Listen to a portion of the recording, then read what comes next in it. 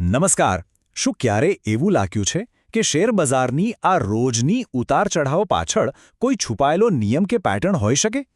આજે આપણે એક એવી જ રસપ્રદ થિયરી વિશે જાણીશું જે બજારની ચાલને સમજવામાં ખરેખર મદદ કરી શકે છે. તો સૌથી પહેલો અને મૂળભૂત સવાલ એ જ છે કે બજારમાં જે આ બધી હલચલ થાય છે એ શું સંપૂર્ણપણે અણધારી અને અસ્તવ્યસ્ત છે? કે પછી એવું પણ બની શકે કે આ બધી ઉથલપાથલની પાછળ ક્યાંક કોઈ ચોક્કસ પેટર્ન છુપાયેલી છે જે વારંવાર જોવા મળે છે? અને બસ આ જ વિચાર પર આધારિત છે ઇલિયટ વેવ થિયરી. આ થિયરી એવું કહે છે કે જ્યારે માર્કેટ તેજીમાં હોય ત્યારે તે એક ખાસ 5 વેવ પેટર્ન બનાવે છે.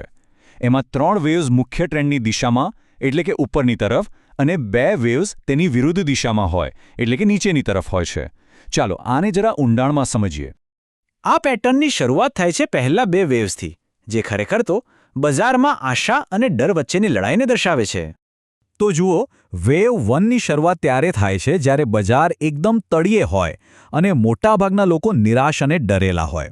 પણ જે સ્માર્ટ મની એટલે કે મોટા જાણકાર રોકાણકારો છે એ લોકો અહીં ખરીદીની તક જુએ છે અને એમના ખરીદવાથી બજારમાં થોડો ઉછાળો આવે છે. વેવ 1 પછી આવે છે વેવ 2. આ એક નાનકડું કરેક્શન છે જ્યાં કેટલાક લોકો નફો બુક કરે છે અથવા ડરને કારણે વેચાણ કરે છે. પણ અહીં નોટ કરવા જેવી વાત એ છે કે આ ઘટાડામાં ટ્રેડિંગ વોલ્યુમ ઓછું હોય છે, જે બતાવે છે કે વેચવાવાળા બહુ નથી. અને અહીં આવે છે આપણો પહેલો અને સૌથી અગત્યનો નિયમ. વેવ 2માં ભલે ઘટાડો થાય પણ એ ક્યારેય વેવ 1ની શરૂઆત કરતાં નીચે જઈ શકતો નથી. આ એક બહુ જ મજબૂત સંકેત છે કે ટ્રેન્ડ કદાચ બદલાઈ રહ્યો છે. ઓપે, તો પહેલા 2 વેવ્સ સમજ્યા. હવે આપણે આગળ વધીએ આ પેટર્નના સૌથી મહત્વના અને શક્તિશાળી ભાગ તરફ. આ છે વેવ 3, આખી પેટર્નનો હીરો. આ સૌથી લાંબો અને સૌથી મજબૂત તબક્કો છે. આ સમયે સામાન્ય રોકાણકારોને પણ વિશ્વાસ બેસી જાય છે કે બજાર તેજીમાં છે.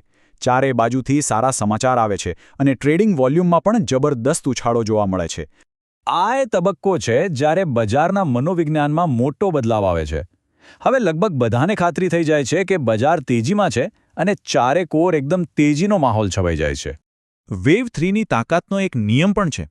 જે 3 વેવ્સ ઉપરની તરફ જાય છે એટલે કે વેવ 1, 3 અને 5, એમાં વેવ 3 ક્યારેય સૌથી નાનો નથી હોતો.